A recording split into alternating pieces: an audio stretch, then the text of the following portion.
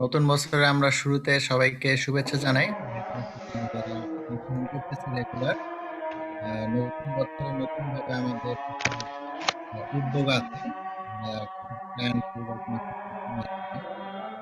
আম, তো আমাদের এই বছর শুরু করবো আমরা একটা লেসন দিয়ে। লেসনটা হচ্ছে হেলদি ম্যারেজ, এটা 5 সপ্তাহের লেসন। এবং প্রতি সপ্তাহে লেসন এরকম, প্রতি সপ্তাহে আমাদের ম্যারিডদের কিছু ফ্যামিলি টাইম থাকবে। হ্যাঁ, উইকলি এবং twice in a week the goal. Twice in a week আমরা ফ্যামিলি স্পাউস স্পেশাল টাইম আমাদের থাকবে। এই সময়টাতে আসলে আমরা কি করব? সো আমরা যেটা করব সেটা হচ্ছে আমাদের প্রথম যে মানে ওয়ান্স ইন এ উইক আমাদের প্ল্যান হচ্ছে যে আমরা স্পাউস হিসেবে আমরা go out for a date. বলতেছে যে আমরা একসাথে বাইরে যাব বা ঘুরতে যাব অথবা সময় কাটাবো। So this is a kind of date every week, once in a week আমরা we have a plan for date. সো এই ধরনের একটা প্ল্যান রাখা কোনো এজেন্ডা ছাড়া অ্যাকচুয়ালি। ওকে, সাধারণত কি হয় এই ডেটে যাইতে গেলে বা একসাথে বেরোতে গেলে রাস্তাঘাটে বিভিন্ন সময়ে বা ঘুরতে গেলে দেখা যায় যে আমাদের মধ্যে এজেন্ডা তৈরি হয়ে যায়। হুম তো আমি এনকারেজ করব যে এজেন্ডা ছাড়াই আসলে ডেট করতে যাওয়া। এটা থাকাটা ভালো। So that will help us. এবং আরেকটা ওয়ান্স ইন এ উইক আমরা যেটা করতে পারি, we can talk about our dreams, plan, family plan, what ever. So planning, personal life planning. So share about your self, মানে নিজের বিষয় বা একজন আরেকজন তাদের নিজেদের বিষয় নিয়ে কথা বলতে পারে। This is the planning. So twice in a week আমরা স্পেশাল টাইম স্পেন্ড করতেছি একজন আরেকজনের সাথে। One is date and another is a soul talk বলা যায়, যে planning, dreams, agenda, whatever. হ্যাঁ, সো আমরা সপ্তাহে 2 দিন এই জিনিসটা করবো এবং এটা 5 সপ্তাহ, প্রতি সপ্তাহে কিন্তু এটা চলতে থাকবে। হ্যাঁ, এভরি উইক আমাদের এটা আমরা করব। আমি কি বুঝাতে পারছি সবাইকে? আশা করি। রাইট। সো হোপফুলি আমরা সবাই বুঝতে পারছি আমার কথা। সো এই হচ্ছে আমাদের ম্যারিড হিসেবে আমাদের প্ল্যান। আমার বছরের শুরুতে চমৎকার করি আমরা একজন আরেকজনকে বোঝার চেষ্টা করি। সো আজকে যে বিষয়টা নিয়ে আমরা আলোচনা করব সেটাতে যাওয়ার আগে আরেকটা বিষয় আছে, সেটা হচ্ছে আমাদের একটা নতুন করে আম, আমাদেরকে যেটা করা দরকার, আমাদের একটা বলছে যে আমরা একটা ভাও নেওয়া দরকার বা প্লেস বা ওথ নেওয়া দরকার। এবং সেই ওথটা কি, আমি একটা কপি চ্যাট বক্সে পাঠাচ্ছি সবাইকে, আপনারা এটাতে পড়তে পারেন এবং নিজের নামগুলো এখানে বসায় পড়তে হবে। আমি যদি বলি, এখানে বলছে যে I Jewel take you Lipika to be my wife, loving you now and as you grow and develop into all that God intends. I will love you when we are together and when we are um, apart. When our lives are at peace and when they are in turmoil. When I am proud of you and when I am disappointed in you. In times of rest and in times of work, I will honor your goals and dreams and help you to fulfill them. From the depth of my being, I will seek to be open and honest with you. I say that these things, believing that God is in the midst of us. Amen. So this is the place, this is the oath. আমরা একজন আরেকজনের পক্ষে নেই এবং সেই মনোভাব নিয়ে আসলে আমরা এই সিরিজটা করব। রাইট। সো এখানকার মূল যে উদ্দেশ্য, হেলদি ম্যারেজ, এই সিরিজটা এটার মূল উদ্দেশ্য হচ্ছে যেন আমরা টু বি ইউনাইটেড, একত্রিত যেন থাকতে পারি, হ্যাঁ, একতাবদ্ধ থাকতে পারি। তো মনে রাখতে হবে যে ম্যারেজের মেইন যে ফোকাস, হ্যাঁ, যদি বলা যায়, what is marriage? Marriage is more than a physical act. এখানে বলা হচ্ছে যে শারীরিক সম্পর্ক চাইতেও একটু বেশি কিছু। সেখানে বলছে যে it's an act of sharing, share করার যে মনোভাব, সেটার জন্য যে কার্যাবলী সেটা। এবং বলছে যে অ্যাক্ট অফ কমিউনিয়ন, মানে একত্রিত হওয়া বা একসাথে সবকিছু করা। It's a communion, act of communion এবং অ্যাক্ট অফ সেলফ গিভিং। হ্যাঁ, একজন আরেকজনের প্রতি সে নিঃস্বার্থ থাকা বা সেলফ গিভিং, নিজেকে দেওয়া। So these are the three values we are talking about. হ্যাঁ, শেয়ারিং, কমিউনিয়ন, সেলফ গিভিং। এবং এটা আমাদের কি করে যে আমাদেরকে এগুলো যখন আমাদের মধ্যে থাকে তখন আমরা আসলে actually 2 person but we are in one. Not only physical but also mentally, emotionally we are one, we are United. So this is the point. অনেক সময় আমাদের যে প্রবলেমটা হয় ম্যারেজে, যেটা আমাদের সেটা হচ্ছে যে অনেক সময় আমাদের কনফ্লিক্ট রেজ হয় ম্যারেজে। অনেক সময় আমরা প্রবলেমের মধ্যে দিয়ে যাই, এবং এই কনফ্লিক্ট এবং এই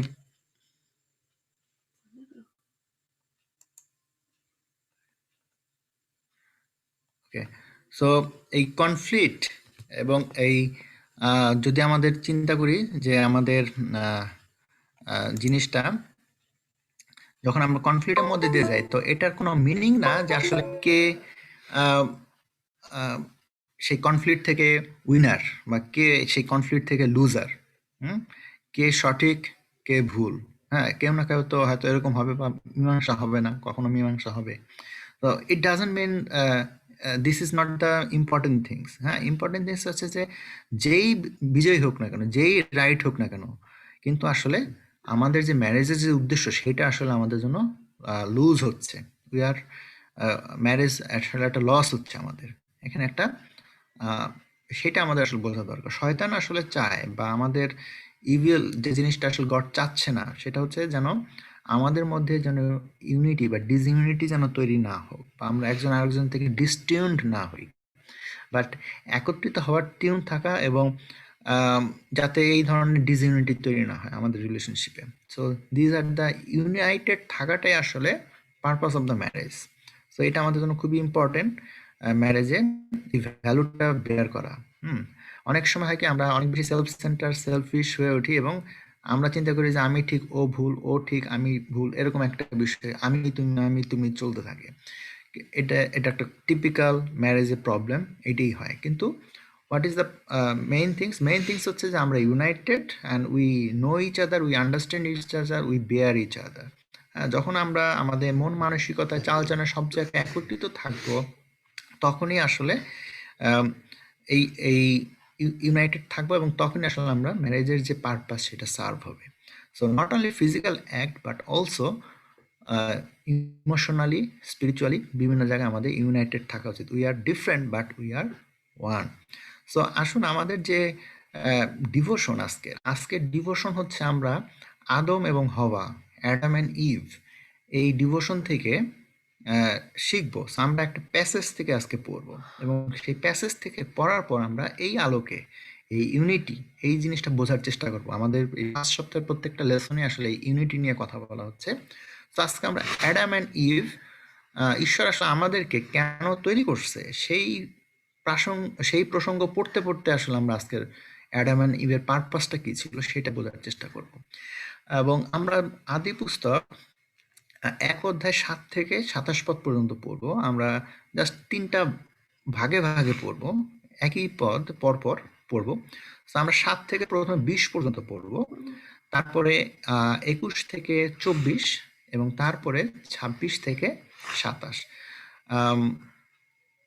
আদি পুস্তক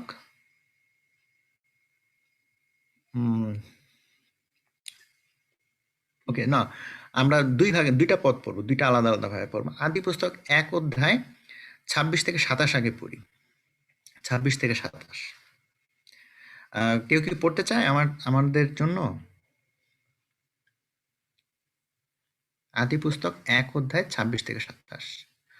লিপিকা পড়তে পারে, ও রেডি আছে। আদি পুস্তক 1 অধ্যায় 26 থেকে 27। তারপর ঈশ্বর বললেন, তোমরা আমাদের মতো করে এবং আমাদের সঙ্গে মিল রেখে এখন মানুষ তৈরি করো।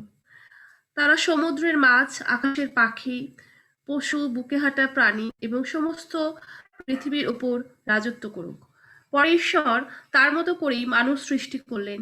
হ্যাঁ, তিনি তার মতো করেই মানুষ সৃষ্টি করলেন পুরুষ ও স্ত্রীলোক করে। আমিন। আমেন। সো আমরা যদি এই পদটা থেকে বোঝার চেষ্টা করি যে ঈশ্বর আমাদেরকে তৈরি করছে তার প্রতিমূর্তিতে। হ্যাঁ, এই হচ্ছে এই প্যাসেজটার মূল সারাংশ বলা যায়, সামারি, যে ঈশ্বরের প্রতিমূর্তিতে, ঈশ্বরের আত্মাতে, ঈশ্বরের by spirit we are like God. So এই যে, এবং সেটা কি, আমাদেরকে হাজবেন্ড অ্যান্ড ওয়াইফ, আমাদের দুজনকে ঈশ্বরের প্রতিমূর্তিতে তৈরি করা হয়েছে। আচ্ছা, আম, এরপরে আমরা দেখবো 2 অধ্যায় 7 থেকে 20, নট 1 অধ্যায়, 2 অধ্যায় 7 থেকে 20।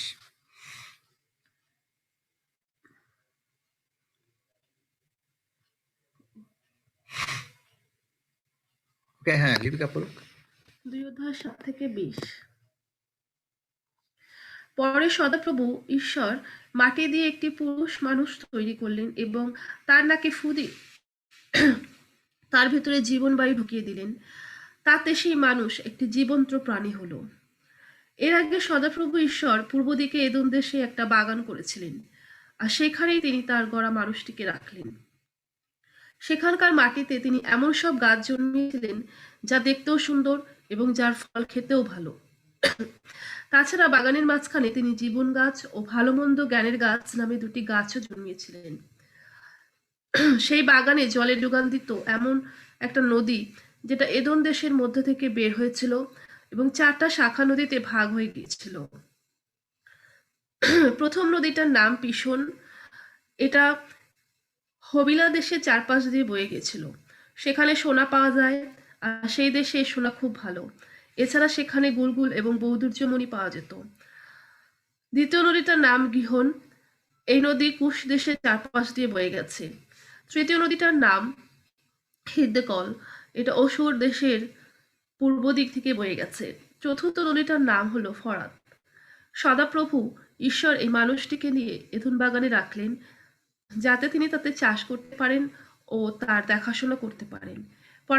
পরে সদাপ্রভু ঈশ্বর তাকে আদেশ দিয়ে বললেন, তুমি তোমার খুশি মতো এই বাগানের যে কোনো গাছের ফল খেতে পারো, কিন্তু ভালো মন্দ জ্ঞানের যে গাছটি রয়েছে তার ফল তুমি খাবে না, কারণ যেদিন তুমি তার ফল খাবে সেই দিন নিশ্চয়ই তোমার মৃত্যু হবে।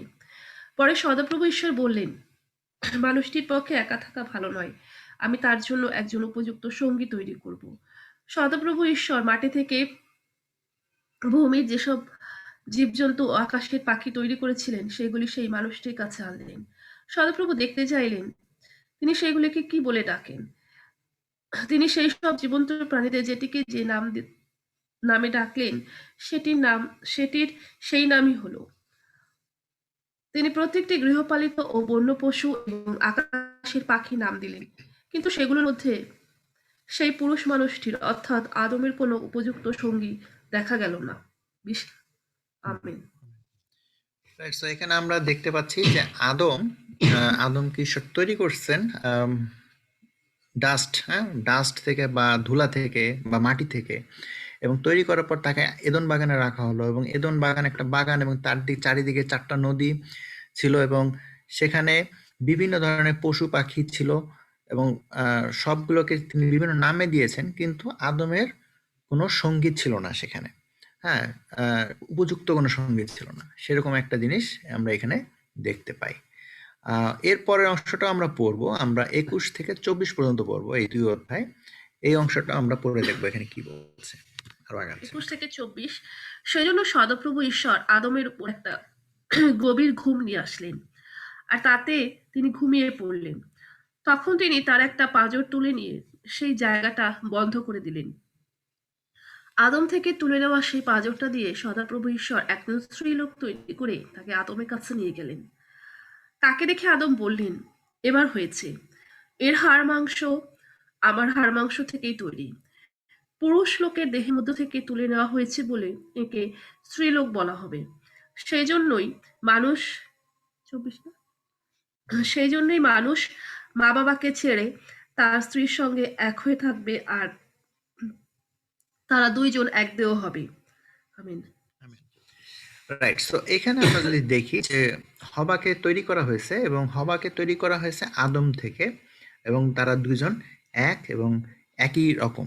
হ্যাঁ, সো এই যে ইউনিটির বিষয়টা আমরা এখান থেকেও আসলে কিছুটা দেখতে পাই। তো এখানে মূলত ফ্যাক্টটা কি? ফ্যাক্ট হচ্ছে যদি চিন্তা করি, এখানে ঈশ্বর যদি আমরা চিন্তা করি পিতা, পুত্র এবং পবিত্র আত্মা, তারা আসলে চিন্তা করলেন যে তাদের প্রতিমূর্তিতে আম পুরুষ এবং স্ত্রী না?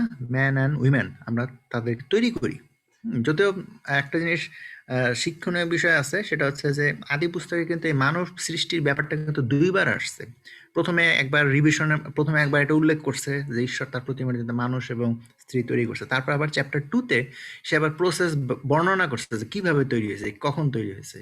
সো এখানে ২ বার আসছে, ঘটনাটা রিপিট হয়েছে। তো এইটা আমাদের যারা আসলে এটা নিয়ে একটু স্টাডি করে তারা হয়তো অনেক ধরনের বিষয় আছে এর মধ্যে, এগুলো আমাদের এখন অপ্রাসঙ্গিক এই ক্ষেত্রে আলোচনা করা। কিন্তু এখানে আমরা যেটা বোঝার চেষ্টা করবো সেটা হচ্ছে যে ঈশ্বরের পিতা, পুত্র, পবিত্র আত্মা তাদের প্রতিমূর্তিতে আমাদের পুরুষ এবং স্ত্রী আমাদেরকে তৈরি করা হয়েছে। এবং আমরা ফ্যামিলি কনসেপ্টে যদি চিন্তা করি, হাজব্যান্ড অ্যান্ড ওয়াইফ আমরা মিলে আসলে ঈশ্বরকে রিপ্রেজেন্ট করি। ঈশ্বরের যে কনসেপ্ট, সেই কনসেপ্ট আমরা রিপ্রেজেন্ট করি। So this is very important. আমাদের খ্রিস্টান ম্যারেজ, আমাদের ম্যারেজ লাইফে মনে রাখতে হবে যে আপনি এবং আপনার স্ত্রী বা আপনার হাজব্যান্ড আপনারা মিলে আসলে ঈশ্বরের যে কনসেপ্ট সেটাকে রিপ্রেজেন্ট করতেছেন জগতের কাছে। So this is how it is. ঈশ্বরের প্ল্যান এটা। এবং যদি চিন্তা করি অনেক সময় এখানে ডিসইউনিটি কিভাবে তৈরি হয়, অনেক সময় হাজব্যান্ড বা ওয়াইফ হয়তো চিন্তা করতে পারেন তার স্পাউস সম্পর্কে বা আম, আহ, সহধর্মিণী সম্পর্কে। ডিসইউনিটি এরকম হয়, অনেক সময় আমরা একজন আরেকজনকে নিচু করি, একজন আরেকজনকে মনে করি যে সে কম ট্যালেন্টেড, সে আমার মতো না, সে আমার চাইতে ভালো বোঝে না, বা আমার চাইতে ভালো না। অনেক সময় আমরা এই ধরনের আইডিয়া রেখে আমরা অনেক সময় বলি না, বাট এই ধরনের ধারণা আমাদের মাথার মধ্যে থাকে বা আমরা সেই ধরনের ধারণা পোষণ করি। সো এটা আসলে ভালো ধারণা না। যেহেতু এটা স্ক্রিপচারাল না।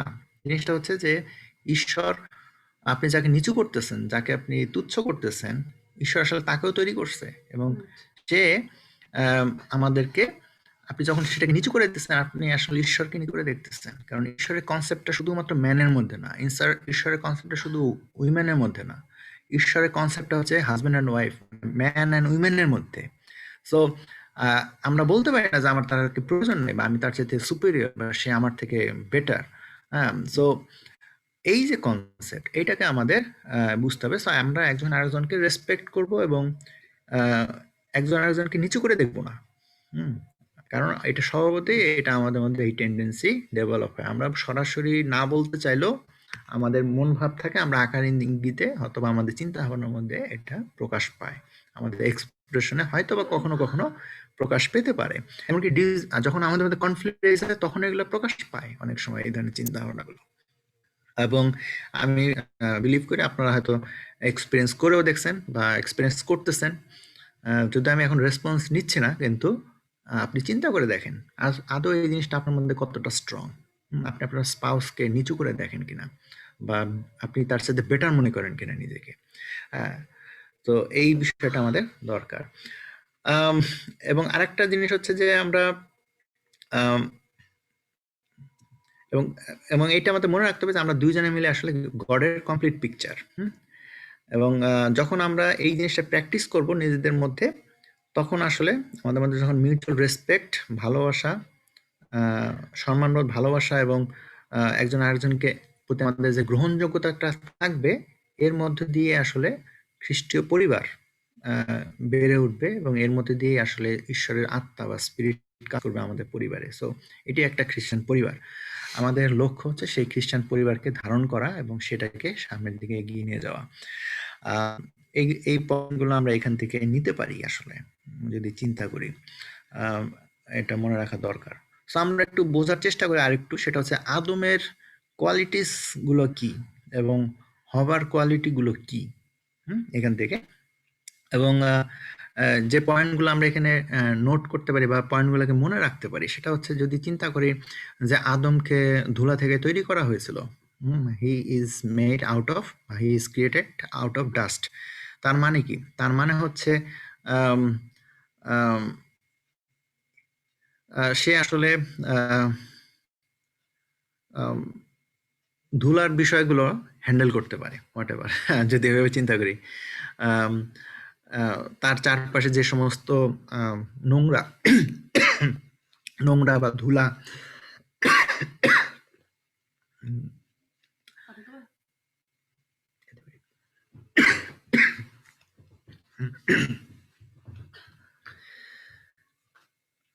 এবং হইতে পারে যে কিছুটা স্মেলি,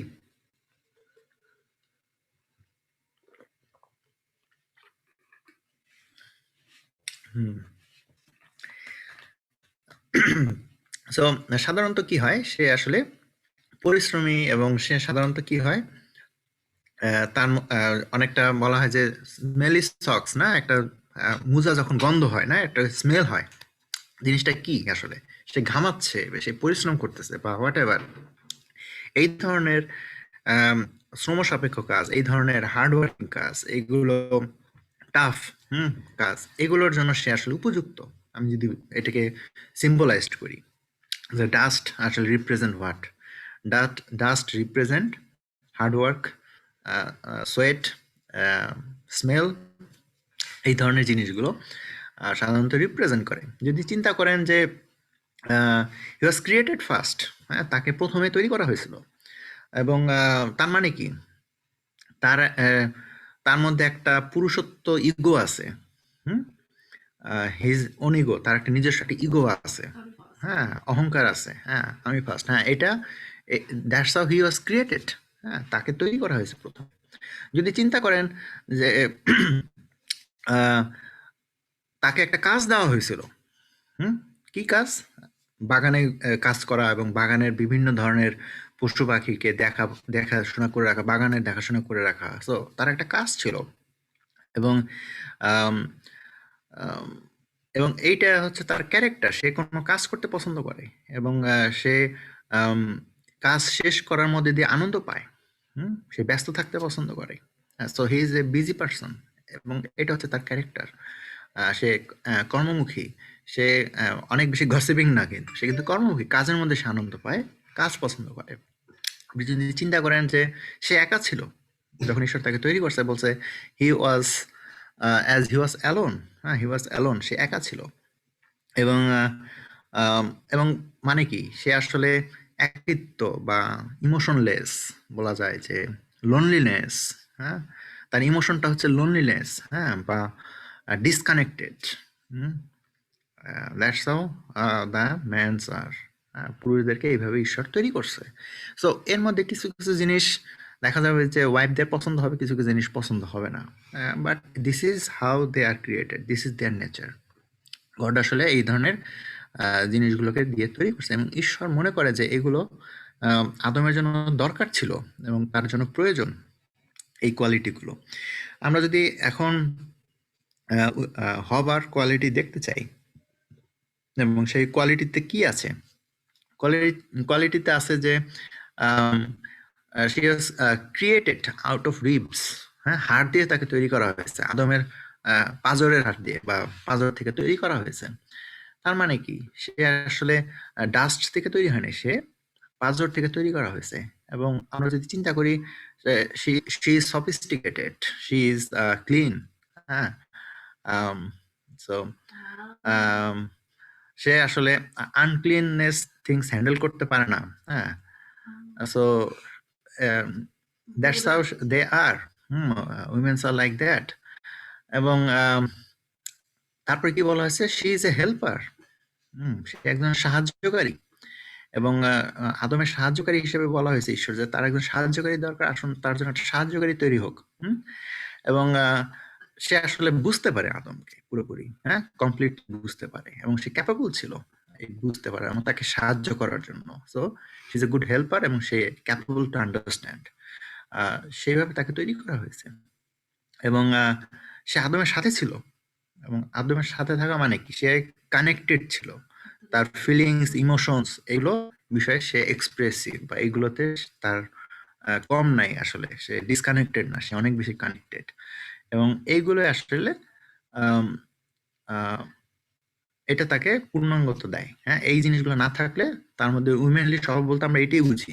তার মধ্যে ফিলিংস থাকবে, ইমোশনস থাকবে, সে কানেকশন পছন্দ করে, সে কথা বলতে পছন্দ করে, সে ফেলোশিপ পছন্দ করবে। So these are the women's character. So এই যে ডিফারেন্স, হ্যাঁ, বলা হয়েছে যে এই দুই ডিফারেন্স এরা একসাথে যখন ইউনাইটেড থাকে এবং একসাথে একজন আরেকজনের পরিপূরক হিসেবে যখন তারা স্টে থাকে, মানে শুধু ফিজিক্যালি না, মেন্টালি, ইমোশনালি, স্পিরিচুয়ালি, যেভাবে চিন্তা করি না কেন, তারা যখন ইউনাইটেড থাকে তার মধ্যে দিয়ে আসলে আমরা ঈশ্বরকে রিপ্রেজেন্ট করি। এর প্রত্যেকটা ঈশ্বর পজিটিভ অর্থে দেখছে, যদিও আমরা অনেক সময় আমাদের পছন্দ নাও হইতে পারে কিছু কিছু পয়েন্ট বা কিছু কিছু বিষয়, but these are all good things actually God see in us. এবং এই জিনিসগুলো নিয়ে আসলে ঈশ্বরের যে কনসেপ্ট, সেই কনসেপ্ট বা ইউনিটি এখানে প্রকাশ পাচ্ছে। তো আজকে আমাদের এই সপ্তাহে আমাদের তাহলে চ্যালেঞ্জটা কি? আমরা এর আগে বলছি যে আমাদের সপ্তাহে একদিন আমরা will go for a date and once in a week will talk about our agenda. So এখানে আমরা যেটা করতে পারি একটা হোমওয়ার্কের মতো, যে এই সমস্ত কাজে যখন এজেন্ডা নিয়ে কথা বলবো তখন আমরা কি করতে পারি, বা ডেটে যখন যাব তখন আমরা কি করব এই সপ্তাহে। তো এই সপ্তাহে আমাদের অ্যাসাইনমেন্ট, আমি সবাইকে উৎসাহ দেই যে আপনারা হয়তো চিন্তা করতে পারেন, লিখে রাখতে পারেন নিজের কাছে, মানে এর অ্যান্সার গুলো। সেটা হচ্ছে যে 5 ক্যারেক্টার ডিফারেন্স, 5টা পার্থক্য আপনার হাজবেন্ড আপনার ওয়াইফের সাথে, আপনার যে পার্থক্য, মানে আপনার নিজের বিষয় না, আপনার হাজবেন্ড বা আপনার ওয়াইফের বিষয়, মানে আপনার স্পাউজের বিষয় আপনি লিখবেন যে আমার চাইতে তুমি এই 5টা দিকে আলাদা। আমি বুঝতে পারছি আশা করি কথাটা, যে এই 5টা বিষয় তুমি আমার চাইতে আলাদা, আমার মতো না। এই 5টা বিষয় তুমি আমার চাইতে অন্যরকম, আমার মতো না। সো এই যে ডিফারেন্স, এই ডিফারেন্সটা আমরা লিখবো। অবশ্যই it will be encouraging part. হ্যাঁ, কোন 5টা জিনিস আপনি অ্যাপ্রিসিয়েট করতেছেন সেই 5টা বিষয় লিখবেন। হ্যাঁ, যেটাতে আপনি মনে করেন যে আমি দুর্বল কিন্তু আমার স্পাউস আমার চাইতে বেটার, স্ট্রং, শক্তিশালী। এইরকম 5টা বিষয় আপনি উল্লেখ করবেন তার বিষয়ে। তো সেইটা লিখতে গেলে হঠাৎ করে তারা আপনার মাথায় আসবে না। তো আপনি চিন্তা করেন, লিখে রাখেন, এবং আপনি দরকার হলে যখন এই সমস্ত প্ল্যানিং আমরা যখন যাচ্ছি তখন আমরা এই বিষয়গুলো শেয়ার করতে পারি। That will encourage each other. আমাদের একজন আরেকজনকে আমরা উৎসাহ দিতে পারি এইভাবে। এবং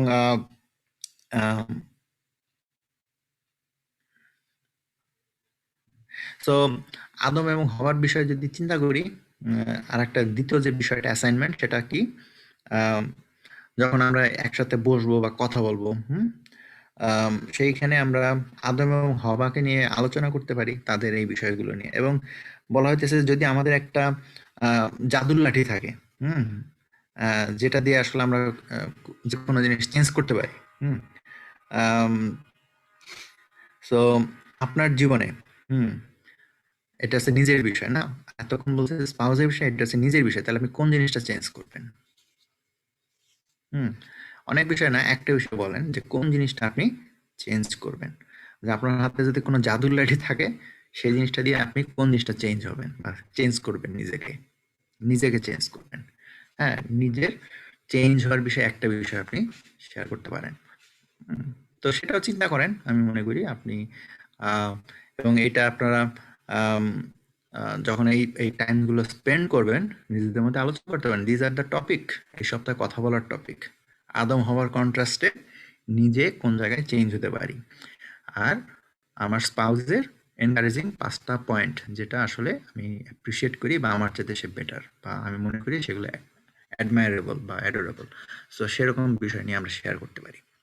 সো ব্রাদার্স অ্যান্ড সিস্টার্স, আশা করি এই চ্যালেঞ্জ আপনারা নেবেন এবং চর্চা করবেন, সময় দেবেন, প্ল্যান করবেন। এর মধ্যে দিয়ে আমরা একজন আরেকজনকে এনকারেজ করতে পারবো, এবং hopefully next week will listen lot of good news. অবশ্যই মিটিংয়ের শুরুতে আমরা এই সমস্ত বিষয়গুলো শেয়ার করব এবং একজন আরেকজনকে উৎসাহ দেবো এবং আমরা গুড নিউজে অংশগ্রহণ করব। থ্যাংক ইউ সবাইকে।